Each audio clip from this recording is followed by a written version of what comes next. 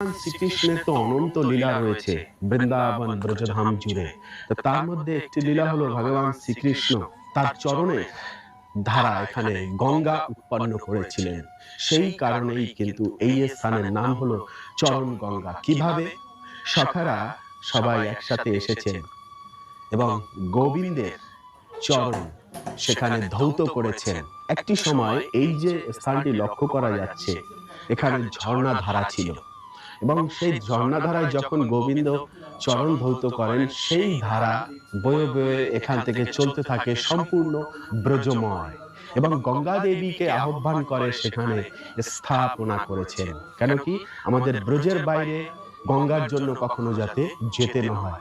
কিন্তু এই স্থানটি এত সুন্দর এবং এত মনোরম যে এখানে এসলে আপনি যেন হারিয়ে যাবেন। কেন? বন হলো বিশাল বন। সে কারণে